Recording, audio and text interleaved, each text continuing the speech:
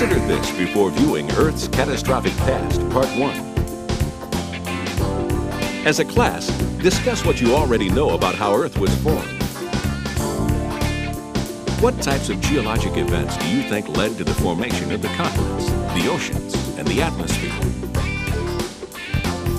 As you watch the program, keep track of the evidence that scientists use to formulate theories about what shaped our planet.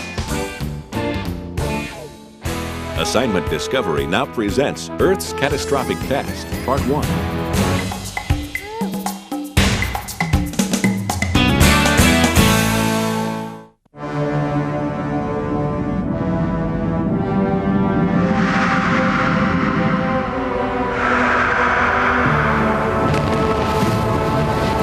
For over 4.5 billion years, the Earth has been blasted, burned, ripped, and scoured. These phenomenal events have sculpted our planet through a series of devastating cataclysms.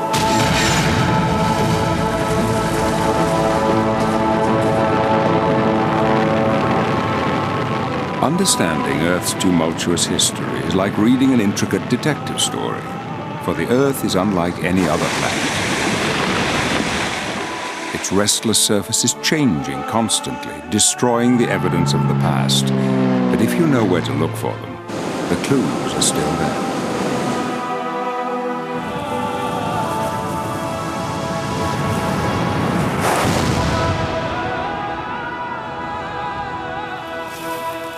About 18,000 meteorites hit the Earth every year, hurtling down at 70,000 miles an hour.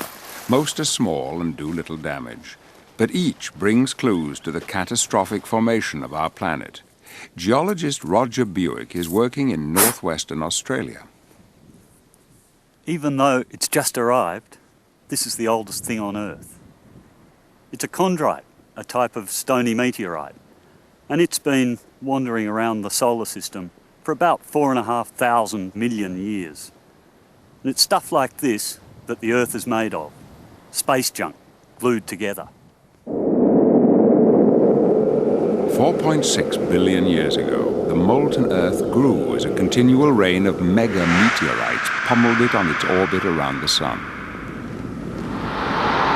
Each strike brought with it raw rock, the material from which Earth could grow. It also brought explosive energy, raising the surface temperature of the primitive planet to over 1,800 degrees. A vast ocean of molten rock, 100 miles deep, covered the globe. Internal radioactivity raised the temperature even further. Earth became a melting pot, soon passing the melting point of iron. The meteoric iron began to sink to the center, dragged by the relentless tug of gravity. A kilometer sphere of molten iron would make the journey from the surface to the center of the Earth in less than 1 million years, a blink of geological time. The constituents of the Earth were forming. It had an iron core surrounded by molten rock. On the surface, a thin crust was developing. It behaved like these molten lava ponds, and the turbulent forces beneath began to fracture the crust. These are the tectonic plates, vast sheets of the Earth's crust moving endlessly, tearing and crashing over the planet's surface. The process is still going on. In some places, the plates are forced apart and molten lava is driven through the seams to create new crust. Elsewhere, crust is destroyed where plates collide. One is forced back into the molten mass beneath. Along these subduction zones, volcanoes erupt.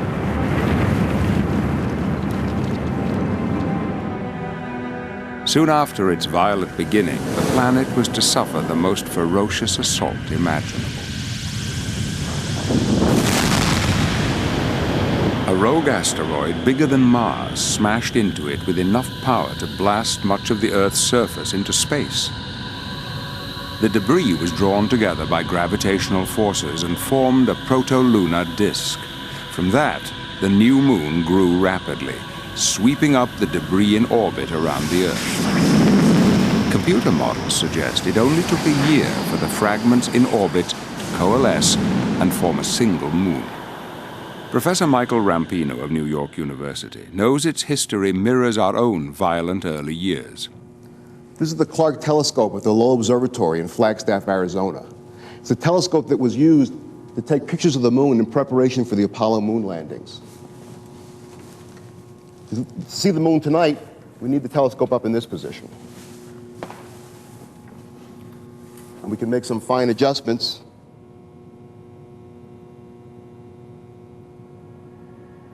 The density of the craters on the moon's surface was measured using the photographs taken by the Clark telescope. What's more, the astronauts visited some of these regions in their 6 Apollo missions. Man, does this thing have steep walls. They said 60 degrees. Now, I tell you, I can't see to the bottom of it, and I'm as close to the edge as I'm going to get. That's the truth. I can't believe we came over those mountains. The largest impact feature on the moon, the Imbrium Basin, is more than 1,000 kilometers across and was produced by the impact of a comet or asteroid more than 100 kilometers across. Yeah, those are pretty big mountains to fly over, aren't they? The basin is surrounded by mountains more than 5 miles high. This is where the Apollo 15 astronauts landed and took samples. They show that these mountains are not like the mountains on the Earth, but they're piles of rubble, fragmented rock thrown out by this giant impact. Look at that. Guess what we just found? I think we found what we came for. Crystal and rock, huh? Yes, sir. You better believe it. The pristine moon rocks that were brought back by the Apollo astronauts have been radiometrically dated and studied, and they show that impact has been an important process in the formation and evolution of the Earth-like planets. What's more, the radiometric dating of the rocks has shown that the moon underwent a hellish bombardment between 4.5 and 4 billion years ago. After that time, the bombardment died down. By that time, most of the asteroids moving around in the inner solar system had collided with the planets, and the process of formation of the planets was over. 3.5 billion years ago, the Earth began to cool. Water vapor and acidic gases were being released from the hot interior on the breath of giant volcanoes. This was the Earth's Big Burp. The result was a thick, steamy atmosphere with pressures 100 times greater than they are today. The only landscapes were volcanic frozen lava and yellow ash. There was no surface water. This harsh terrain had yet to be sculpted by erosion. There was moisture in the atmosphere, condensing in pockets, but not enough to create oceans or rivers.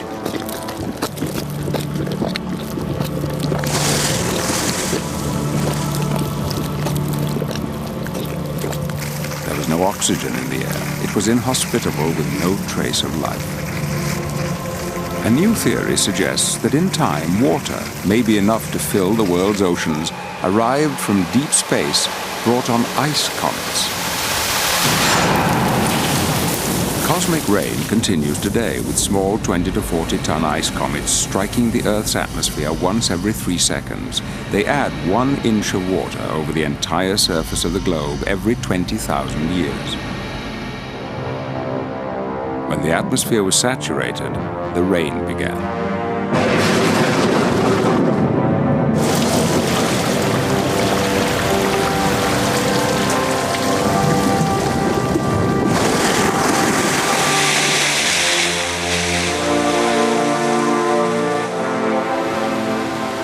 Over the eons, the torrential storms produced the greatest floods the planet has ever known.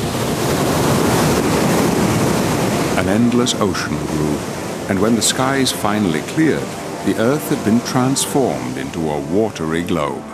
This is the time when life is thought to have begun. Echoes of those beginnings can still be heard today. Our most ancient ancestors, the most resilient creatures ever evolved, have survived unchanged for billions of years, living in solid rock. Drilling to great depths into the rocks at Idaho Falls, Princeton microbiologist Tallis Onstadt is hoping to take a closer look at their descendants. Okay, thanks. What I find truly remarkable is that within this core barrel is a massive piece of rock from 200 feet below the surface, and yet it contains as many bacteria in it as there are people on this planet. Now, these are living bacteria, and they live at temperatures approaching the boiling point of water. They live at pressures that are 100 times the atmosphere. They live in a salty, briny solution that's alkaline and contains gases that are toxic to us, and yet they still manage to survive. They're known as extremophiles because of their extreme living conditions. To get a closer look, the scientists first extract them from their rocky home. The really exciting thing about heat-loving bacteria is that they're the most primitive organisms on the Earth. And the fossil evidence in the most ancient rocks on Earth indicate that these types of organisms must have existed 3.7 billion years ago. We need to pare away the outside of the core so that we can remove any contamination that may have occurred during the process of coring in the field.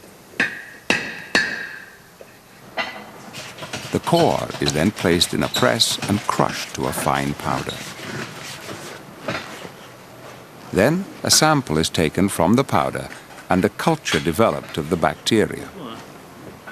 These are the earliest common ancestors of all life, a colony of extremophiles. The same kind of bacterial life was finding an equally unlikely home in the deep oceans of the primitive Earth. Water welling up from deep below the ocean floor must have carried the microorganisms into a warm volcanic crucible. Nearly 9,000 feet down, the seafloor is split into the great mid-ocean ridges. The crust is very thin, and the volcanic heat from the Earth's core heats the water which floods out through black smokers. Here, strange communities of microorganisms thrive on the chemically rich mixture. These bacteria endure pressures 3,000 to 4,000 times greater than those on the surface and support a bizarre array of creatures. They can survive here because of the heat escaping from the molten core only a few miles beneath. It's not only life that began here, but the actual fabric of the land itself. Where the tectonic plates that form the ocean floor are torn apart, new lava continually emerges and new volcanoes are born.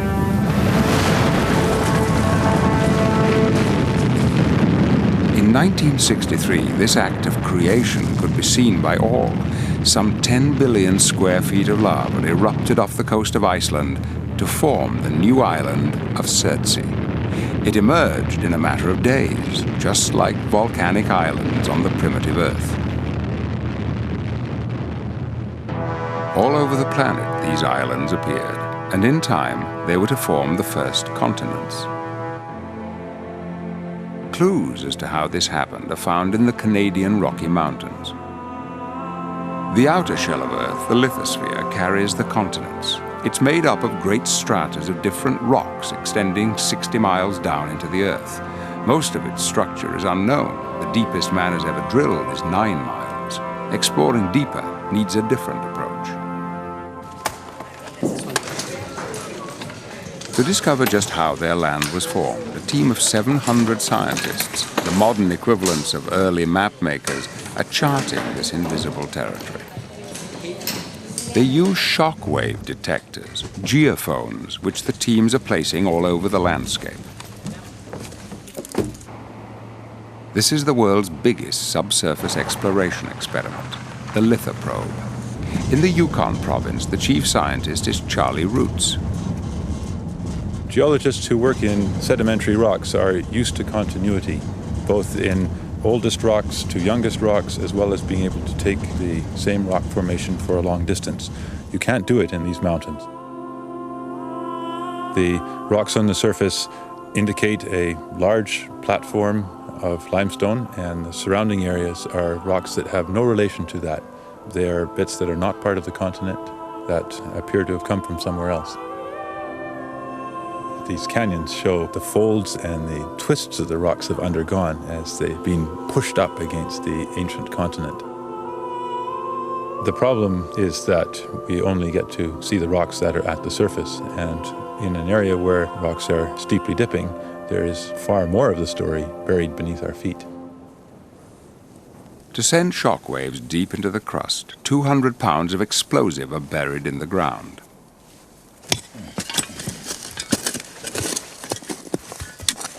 We're digging 3 holes for the geophones that we're going to be putting in here so that we can have a 3-component orientation system to measure the seismic wave that comes in. We have a vertical geophone, which will measure the vertical component of the arriving wave. There is a north-south geophone that will measure the north-south component of the incoming wave. And we have an east-west geophone to measure the east-west component of the incoming seismic wave.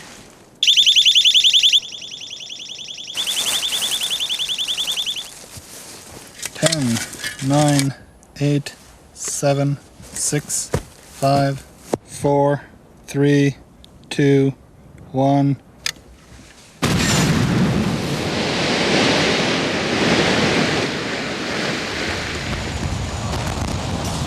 The shock wave races down through the ground. They hit something hard, much harder than the surrounding rock.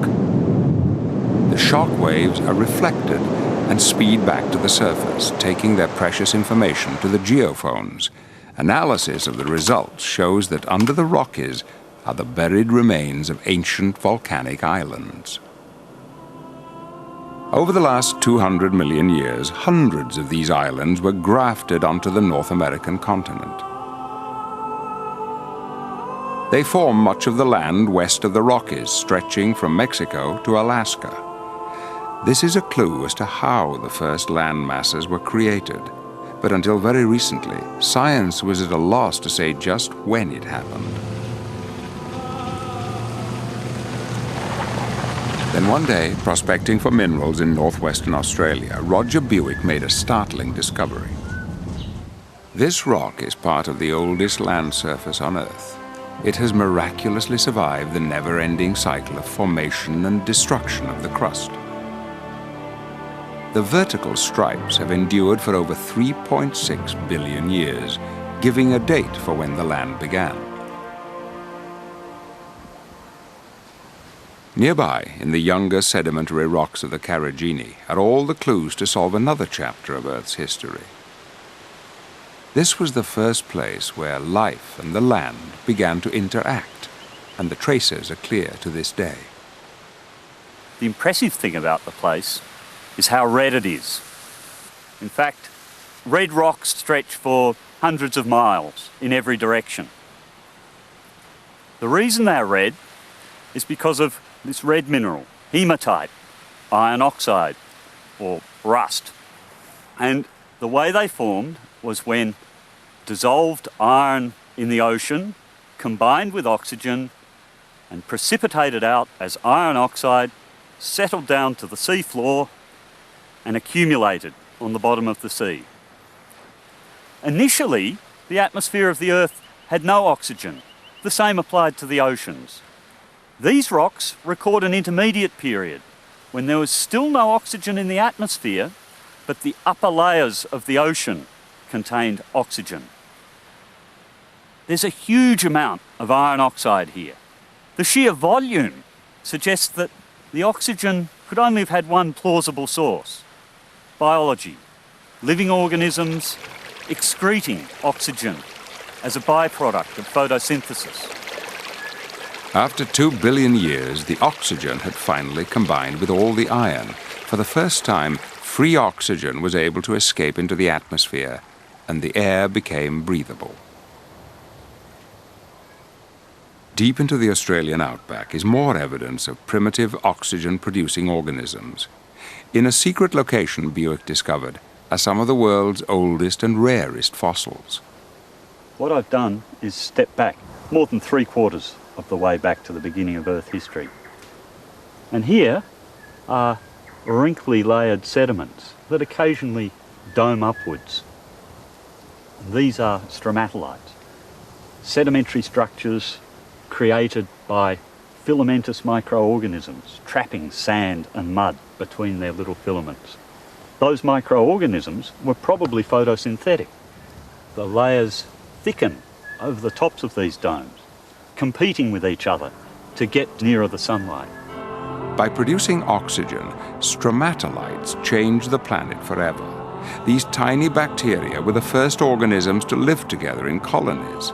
They capture and incorporate fine sand to create rocky structures which still survive in Australia today. Living stromatolites only grow when they're almost permanently submerged in water, so you only see them exposed at very low tide. These grew here about 5,000 years ago, when the sea level was about a metre or so higher. The living carpet of bacteria that formed them died off as the sea level gradually dropped, and the sediment that the bacteria trapped was turned into limestone.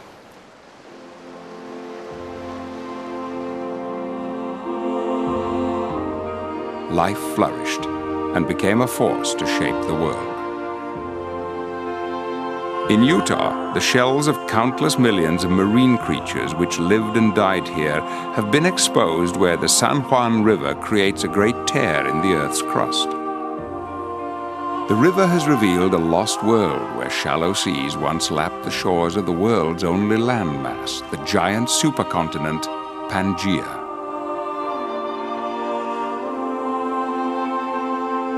"200 million years ago, the Colorado Plateau was a desert in equatorial Pangaea, the supercontinent which stretched unbroken from pole to pole.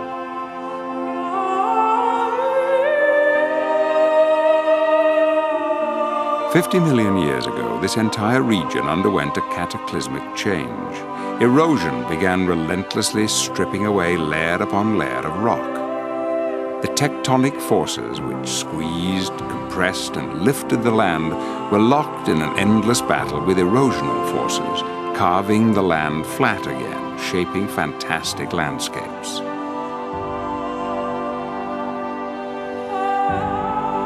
Volcanic rocks that never managed to force their way to the surface are revealed. The granite was formed when the land was buried under a mile of sandstone. Erosion scrubs away the surrounding softer sedimentary rock, leaving the hard, igneous bones of the emerging hills. Water is the strongest force of all. It cuts through solid rock to create deep canyons. With terrible patience, it will scour away the stone and shape the rocks. One day, in an unimaginably distant future, Antelope Slot Canyon will be as wide and as deep as the Grand Canyon itself. The 1,000-foot-high sandstone pillars, buttes, and mesas that rise above the plains are the memorials to millions of years of the geological battle. But they too will disappear. Nothing can withstand erosion. As fast as tectonic forces raise landscapes, wind, rain, and gravity will erode them down again. Sculpting the surface, gouging out the deepest ravines, cutting down the tallest mountains, nature finds its own equilibrium. In the end, it will obliterate all the structures the Earth creates.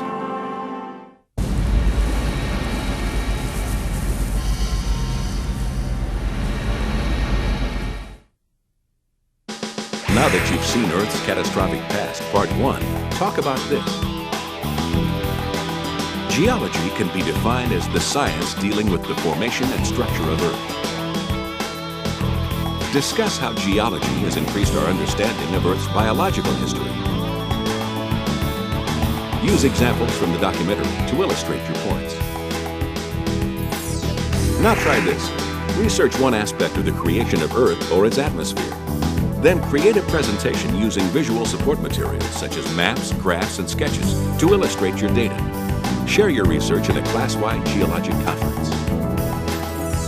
Log on to discoveryschool.com for curriculum materials and resources to support Earth's catastrophic past. To learn more, Assignment Discovery suggests The Aging of Earth by Jeff Hecht and Christopher R. Scotese.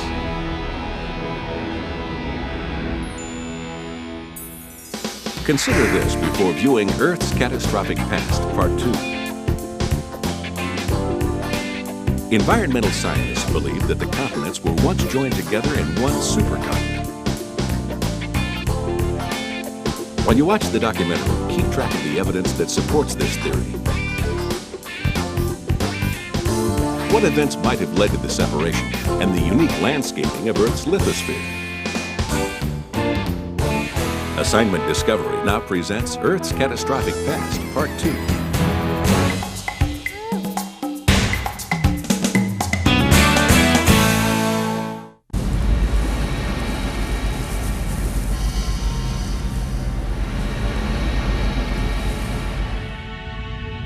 "200 million years ago, the supercontinent Pangaea began to split in two. It took 65 million years. Two continents we know today were shaped by another upheaval that hit the remains of the supercontinent in the south.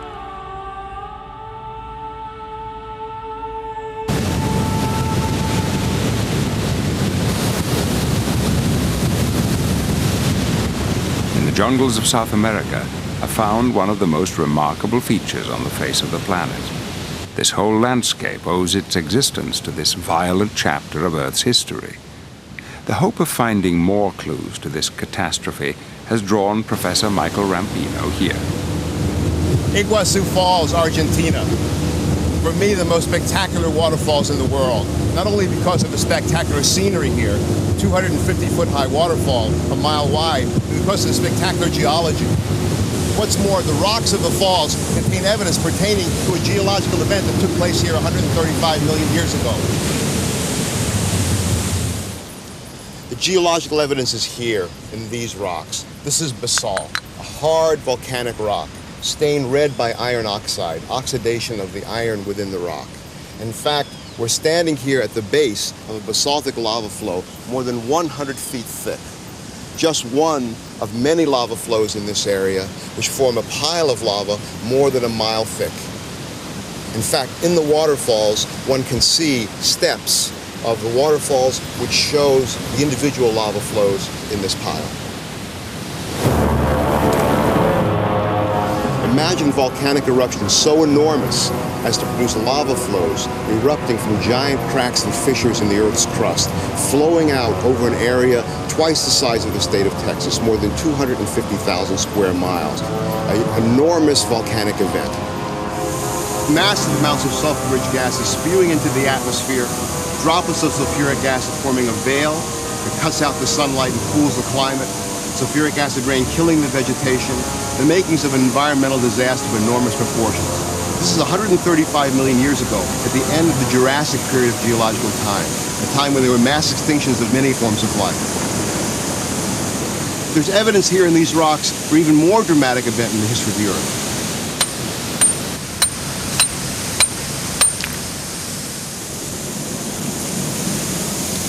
And here's just the piece of evidence that I need.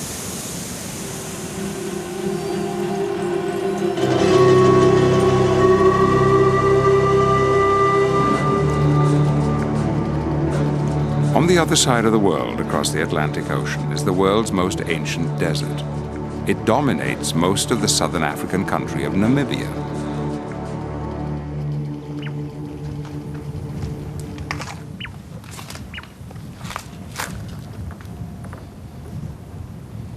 I've traveled more than 4,000 miles, and the rocks are exactly the same.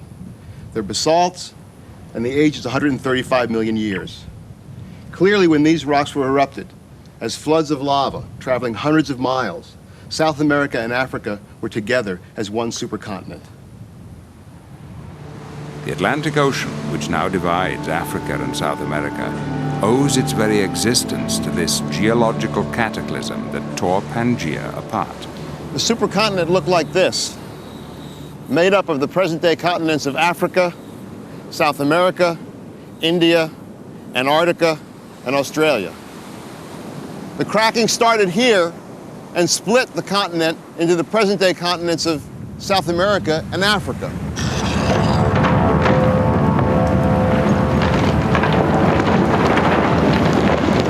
In geological terms, it happened incredibly fast.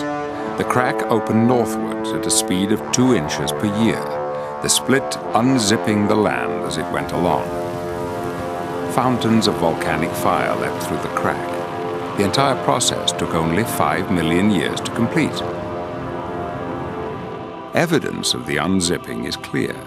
The shorelines of South America and Africa match perfectly, and under the ocean, the mid-Atlantic ridge divides the two continents almost exactly down the middle, where it still pushes them apart. But geological upheavals can spell disaster. There have been 5 key mass extinctions in Earth's history. Best known are the dinosaurs. Why did they simply disappear from the face of the Earth? India may provide the answer. 65 million years ago, it was still an island drifting towards Asia. This was when the layered landscapes of the Deccan Traps were created. A great volcanic rift spewed out 500,000 square miles of lava.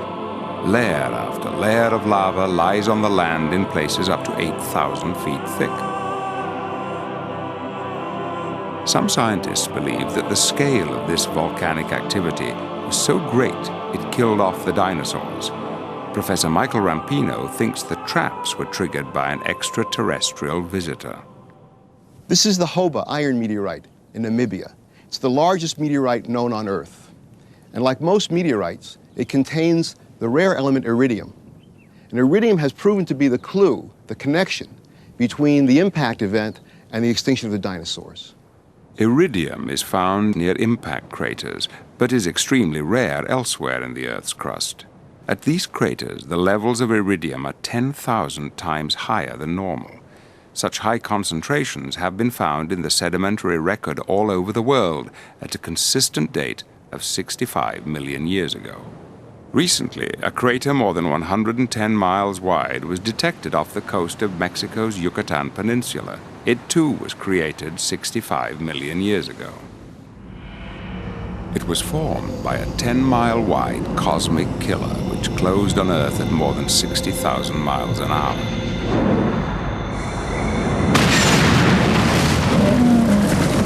It struck with the violence of the world's entire nuclear arsenal exploding 1,000 times over. It sent out a ferocious fireball engulfing the land for thousands of miles around. Enormous fires raged for months, destroying everything in their path. The impact may have had other catastrophic effects as well. The force was so great that shock waves went out from the point of impact in Mexico around the world and focused and concentrated at the exact opposite point of the Earth, in the Indian Ocean. The exact opposite point in those days was the island of India, and Rampino believes the violent volcanic eruptions which created the Deccan Traps was triggered by the meteorite. The effects of the impact explosion and the volcanic flood poured millions of tons of dust and ash into the air, plunging the world into darkness. Nitrogen, sulfur, and oxygen in the atmosphere combined to form acid rain as the Earth cooled. In this cosmic winter, 75% of all living things perished. When the skies cleared, the dinosaurs had gone. India continued on its race towards Eurasia. About 45 million years ago, they crashed together and began the fight for supremacy. Neither would give way. Too buoyant to be drawn back into the molten center of the Earth, they crumpled, folded, and doubled, leaving the crust only one way to go, skywards. The early Himalayan mountain chain was raised from sea level to 5 miles high as India penetrated a distance of more than 1,000 miles into Asia. At about this time, the Earth started to get much colder. There is evidence for many ice ages during Earth's history, but the last full and most severe one began 45 million years ago, just as the Himalayas were being formed. One theory attributes the dramatic cooling to this tectonic turmoil. The collision raised the ocean floor and with it limestone high into the atmosphere, exposing it to erosion. The mountains are littered with limestone rocks and rubble. This debris would combine with rain and carbon dioxide in the air in a chemical reaction which removed millions of tons of the gas from the atmosphere. With less greenhouse gas to keep it warm, the entire planet would cool, triggering the Ice Age.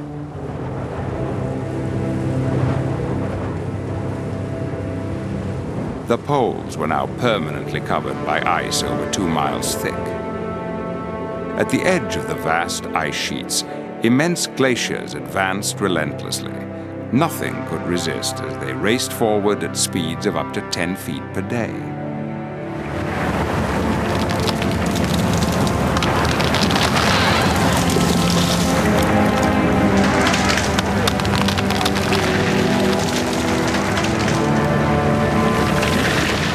As the ice covered more land, so more of the sun's heat was reflected back into space, chilling the planet further. At its coldest, Earth was covered by 3 times the volume of ice on the planet today. This ice locked the water away, trapping it on the land. With less available water, the world's sea level dropped by 425 feet.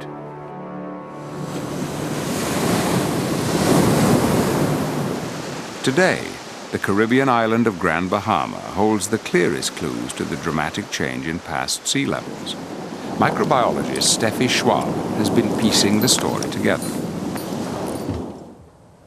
Hidden deep in a mosquito-ridden mangrove swamp is a tannin-stained pool, an unlikely entrance to a mysterious ancient world.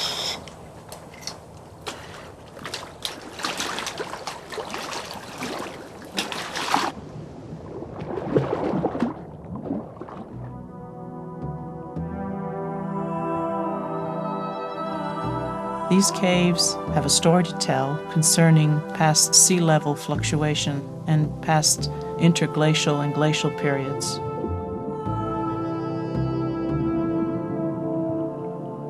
What makes these caves particularly exciting is that they are one of the last unexplored frontiers, and they turned out to be one of the world's largest and longest known cave systems.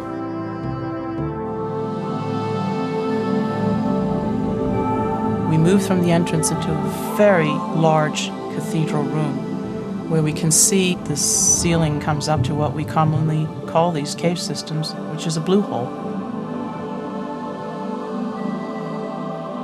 I'm now swimming through what is called a mixing zone, and this is where the fresh water mixes with the seawater and causes what we call a shimmer.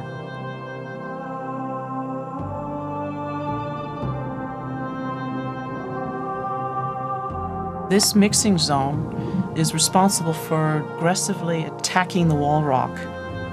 It's like soft cheese.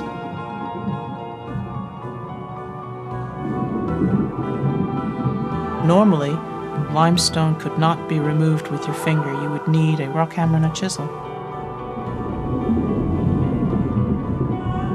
This is how we know that the caves have formed hundreds of thousands of years ago. But we also know by evidence that we have found that the caves have been dry in the past.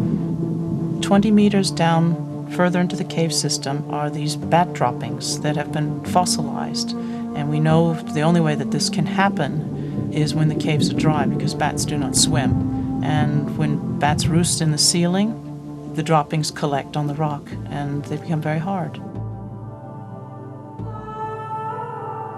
Deeper into the cave system, we find another bit of evidence, and that is this red Saharan dust, which gets blown into the stratosphere during frequent storms which occur in the Sahara Desert, and will actually find its way into these caves.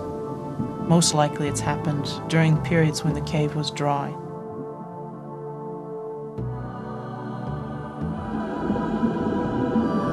The final bit of evidence which supports the fact that the caves have been dry are these beautiful stalactite and stalagmite gardens that we find at 28 meters plus. Stalactites and stalagmites form during the ice ages and have formed over a period of hundreds and thousands of years. What happens is the water is frozen in the ice caps on the poles, sea level drops, and the caves become dry. And usually during ice ages, it rains a great deal more in the tropical regions of the world. This rainwater percolates through the bedrock or the ceiling rock and dissolves the rock that's there, and it comes out in the drip water and crystallizes, just like an icicle. And basically, these are rock icicles. The ice ages affected and shaped the landscapes, but sometimes the clues are so gigantic it's hard to recognize them. In Washington state, in the Grand Coulee Canyon, are the channeled scablands. For years, a succession of scientists tried to work out what could have caused erosion on this scale. USGS scientist Richard Waite is the latest investigator. This rock, the size of a 3-story house, looks like it's part of the bedrock, part of this basalt that forms this vast landscape. But the structure in the basalt is horizontal, as you can see, whereas the structure in this rock is vertical. In other words, this big rock has been moved. The rock can't have just simply rolled off the cliff. We're too far from it, and there's a valley between us and it. Glaciers have been known to move rocks this size, but we are beyond the glacial limit. But the biggest clue in the landscape is the landscape itself. This gorge is carved in basalt, one of the hardest of rocks. It ends in a sheer cliff, 400 feet high, and it's in the shape of an enormous horseshoe. It's like the gorge below Niagara Falls, but this, Dry Falls, is fully 2 Niagaras high and 3 wide. And yet this gorge and these vanished falls, enormous as they are just but one element in a large landscape. Waite is continuing the work begun by geologist J. Harlan Bretz in 1923. Bretz was the first to say that this entire landscape was a gigantic riverbed formed by 3,000 square miles of the Columbia Plateau being swept away. No one believed him because the scale was so huge, but he was certain that the only explanation for this scale of damage was an enormous flood. The whole area was obliterated and changed forever as the torrent flooded through. Even on the top of the cliffs, the water was over 100 feet deep. The basalt cliffs are amongst the hardest structures found in nature. Resistant to weathering and erosion, these walls could only have been cut by an enormous body of water. One by one, these columns of frozen lava were quarried from the rock face and carried away by the raging torrent, causing the wall to retreat and the cataract to widen. So it was accepted that this is how the channeled scablands were shaped. But an important part of the mystery remained. Just where could all that colossal, earth-shattering volume of water have come from? 100 miles to the east, geologist Joseph T. Pardee had described an enormous Ice Age lake, Glacial Lake Missoula. This lake held in some 600 cubic miles of water. 600 cubic miles is all of present-day Lake Erie, plus all Lake Ontario. The lake was held in by an ice dam that had crossed the Clark Fork River and dammed it. The lake rose 2,000 feet deep against the side of the ice dam, but there was no evidence to link the lake with the channel scabland. In 1939, Pardee discovered a series of giant ripples. These are like sand ripples on the beach, but they are of enormous size, hundreds of feet apart, 10 feet high and more, and they're composed of gravel. Such a feature could only indicate a swift outflow from Glacial Lake Missoula. The gigantic ice dam held back the water until it reached a critical level. The waters of the entire lake were released in a devastating discharge. This discharge was 10 times the flow of all the world's rivers. That's almost beyond belief. And this great discharge was headed straight towards Bretz's channel scabland. Still, parts of this great mystery remained unsettled. For instance, what of this great 17-mile gorge below Dry Falls? The answer was found by chance 200 miles away in the Walla Walla Valley. In 1926, a freak flood created a 100-foot deep canyon. It revealed many layers of silt. Waite realized that this area must have been in the path of the great floodwaters that formed the channeled scablands. Each one of these beds has a distinctive pattern of sedimentation. Each bed begins with a coarse sand at the bottom, and then it grades up to a medium sand, and then finally a silt. And it happens again and again and again, each layer. This white layer here is an ash that we know is from Mount St. Helens. We've analyzed it chemically, mineralogically, and it clearly came from Mount St. Helens. And we know its date. By radiocarbon dating, we know that this is 15,000 years old, approximately. Therefore, we have a beautiful timeline running through this section of 15,000 years. The ash could only have fallen after the flood had passed and the sediments settled, yet it's covered by many layers of sediments, 39 in all. This was the final piece of evidence that explained the creation of the scablands. The catastrophic outburst flood must have happened time and again. Once each flood had left its mark, the vast glacial dam would advance and the waters of Lake Missoula would start to rise again, continuing the cycle of flood followed by calm. Only when the time of the ice was over did the flood stop.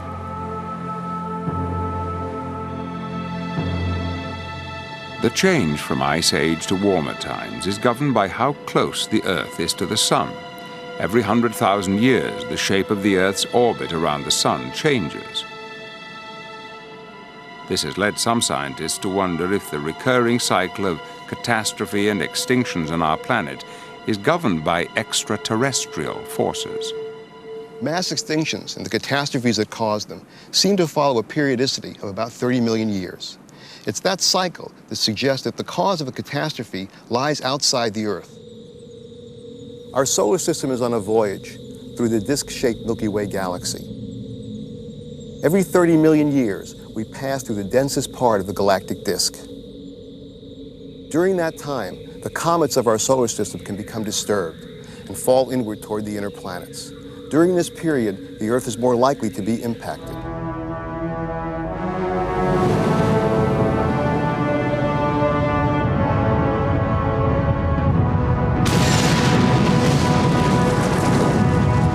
Cataclysms may have caused extinctions and disasters, but they have also shaped the Earth and produced an environment in which human life could flourish. The air breathable, the seas are warm, climate mild, the ice rooted firmly at the poles. In fact, a geological truce. But that truce may be coming to an end. With man so widely spread across the planet, cataclysms of nature will turn into human catastrophes. The forces that drive the Earth are impervious to our needs. Every movement of the plates brings the danger of disaster nearer. We have to learn that our restless planet will never stand still.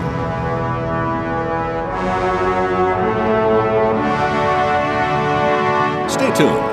Activities, resources, and discussion topics for Earth's catastrophic past are coming up next on Assignment Discovery.